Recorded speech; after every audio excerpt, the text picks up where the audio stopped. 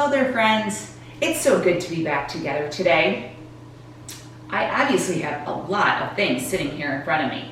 So let's go ahead and get started. But before we do, I have to tell you that our story has to do with someone who's a king. And so I thought it would be fun if we make our own crown. Or I also have this little happy birthday crown.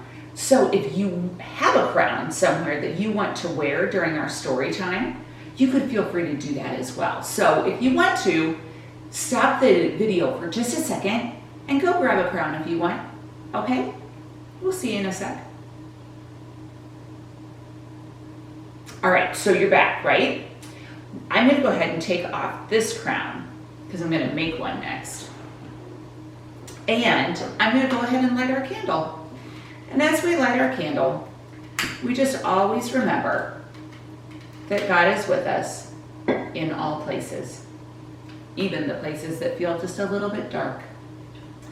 We also grab the people that we are having Sunday school with, and we give them a big hug. So squeeze those people a little bit. And if you're sitting here and just watching this video on your own, then that's great too, and I am thrilled that you are with me. Okay? Now let's go ahead and get started.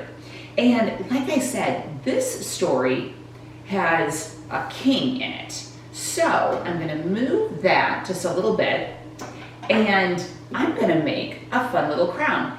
And there is a pattern for a crown in your PDFs. So you can grab maybe some scissors and some other things to make your crown.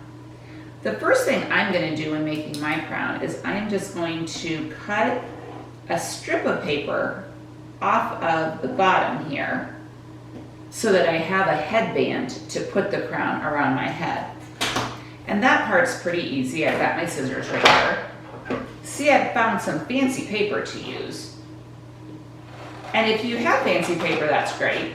If you just use regular old white paper, you can do that. You could get out your colors, your markers, and make it fancy on its own if you want. And then I also had some help because I had Becca make me a crown shape. And so I'm just gonna cut that out. And then the other things I have are I've got some glue, and I even have some sequins and some gemstones. So I'm gonna take just a couple of minutes here, and I'm gonna cut out my crown shape, and then I'm gonna decorate it just with some things that I have here at home. And if you wanna do the same, if you wanna stop the video and do the same thing and make your own very cool crown, you may do that, and we'll come back together in just a second, all right?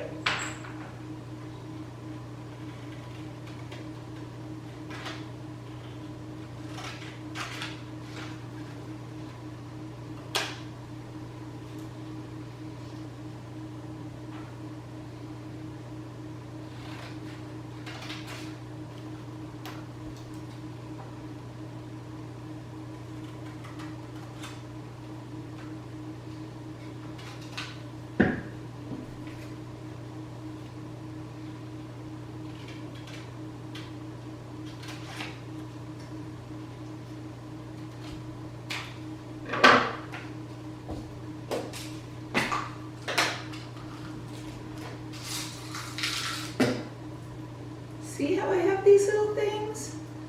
And I'm just gonna get some sequins out.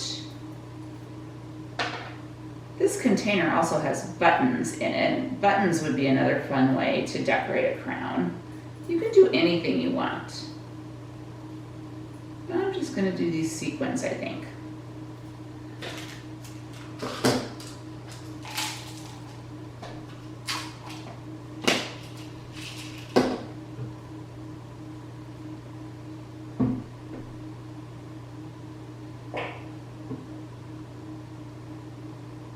Ooh, my glue is a little bit gooey. I hope it works.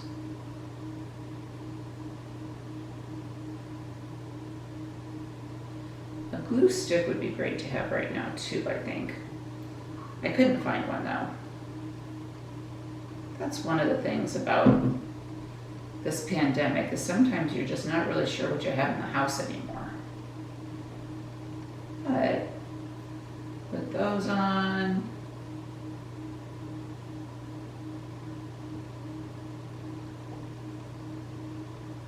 There we go. Now, let's see how my crown looks, shall we? Remember I made this to go around my head. I might need a second one. This doesn't look big enough, right?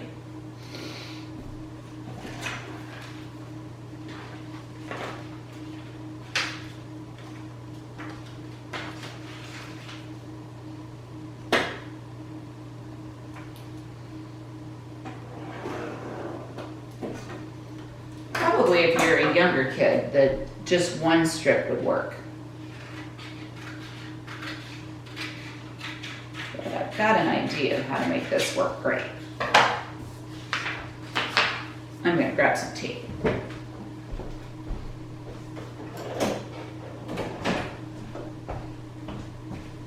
So I'm just going to tape these strips to the edges of my crown like this, okay?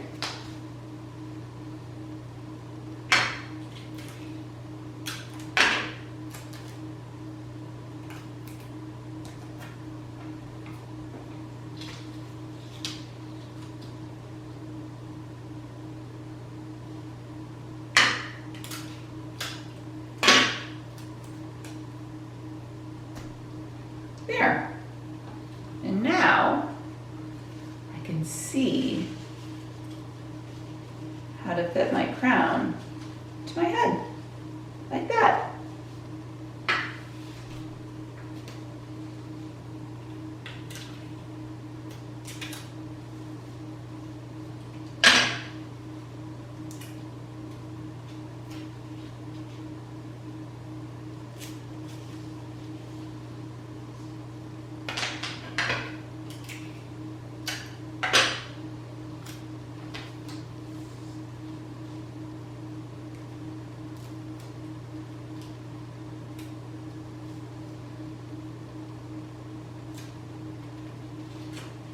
Okay, do you have your crown done? Here's mine. If you want to send me a picture of you and your crown, that'd be super fun too. So, let's get back to our story, shall we? You know, in the last few lessons that we've had, we've been talking about how God invites us to be a part of ministry here on earth. And we've also learned that compassion a lot of the time goes along with the work that God would ask us to do, right? So we are going to learn a new word today, and that word is grace. Now, grace is a word that comes up a lot in the Bible and when we're talking about God, because grace means that you have been given something that you did not necessarily earn, or possibly that you didn't even deserve. So we see God's grace in lots and lots of ways, right? We see God's grace to Hagar when Hagar really had nothing to give. She was all alone, she was by herself, and yet God showed up. And that's an example of grace. We also have seen God's grace when God said that Jacob would be blessed. Now, Jacob had done a really bad thing, and yet God gave a blessing to Jacob, even though Jacob really didn't do anything to deserve it. So, if you're with some other people, think for just a second and maybe share some ideas of what grace might look like today or in your own household. Think for just a minute on that. Have you ever granted grace to one of your siblings or to a friend who maybe did something kind of mean and you chose to forgive them anyway?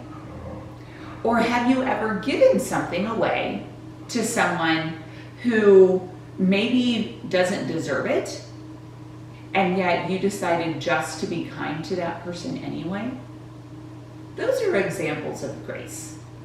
Now, let's look in our Bible story today And we're going to learn a little bit about grace coming from a king. Now this king's name was David, okay? And I've got a Bible timeline here because we're actually jumping way, way, way ahead in the Old Testament. The Old Testament covers thousands, literally thousands of years.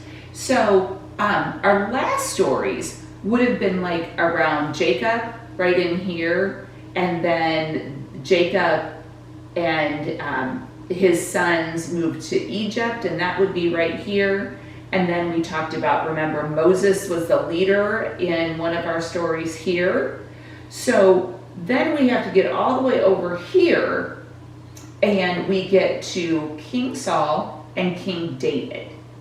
And this story is about King David. All right?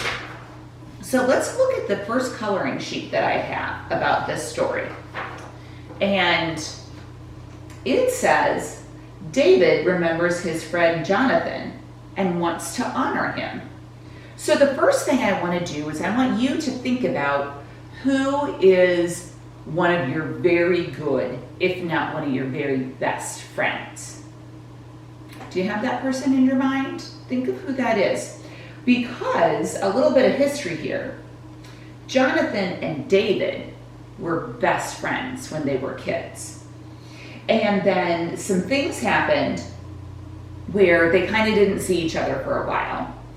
And then Jonathan died, and David became the king. So they were best friends, okay, but they hadn't seen each other for a long time, kind of fell out of touch. The next thing that happens in our story is that David goes to one of his advisors. And his advisor is named Ziba, okay? And David says to Ziba, I want to find a way to honor the memory of my best friend, Jonathan. How do you think I can do that? And Ziba tells David, you can honor Jonathan by showing kindness to his son, Mephibosheth. Now that's a long, long name. So we're gonna call him Mo, all right? But here's the deal. Sometimes this happens when you're grown-ups, is you've got somebody who's a really great friend, and then you kind of maybe don't talk for a while, for whatever reason. Well, what we find out in the Bible is that Jonathan has this son, Mo. But what happened is that Mo, you can see he doesn't look great here. His clothes are kind of all in a mess, and he's sort of just leaned up against a wall. That's because Mo was in some way disabled. And in ancient Bible times, if you were disabled and your parents had died, you were kind of on your own. And so Mo didn't have anybody to take care of him. And so he just would have been out kind of against this wall, and people might have left food for him. But clearly, his life was not great. So Ziba told David about Mo, and David said, oh my gosh, I am going to make Mo's life better as a way for me to honor my friend Jonathan. So David gifts Mo with land and food and a promise to always be taken care of. So part of what happened with Mo, if we read it in the Big Bible, is that he did not get Jonathan's land and Jonathan's wealth when Jonathan died. And Jonathan was actually a prince, so he would have had some significant wealth. But remember how in our story a couple of weeks ago, the daughters almost weren't able to inherit their father's land and inheritance because they were women? Well, people who were disabled also didn't have the same kinds of rights. So David decided that he was going to give Mo everything that Jonathan would have had as an inheritance. So look at, this is a big proclamation, right? This is a big letter, and it's signed by King David. And so Mo is being restored all of the things that he should have had as Jonathan's son. Now here's the great thing. Look at those two got to meet. And Mo accepts the kindness offered to him, even if he doesn't fully understand it. So that's where grace comes in, right?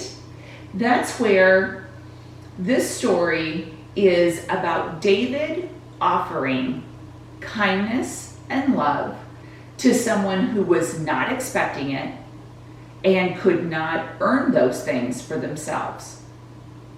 And this is a great story to remind us that God does this for us almost every single day of our lives.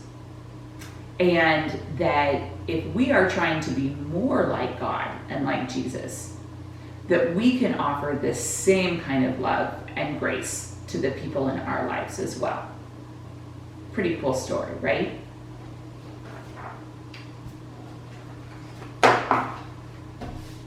So now, let's pray.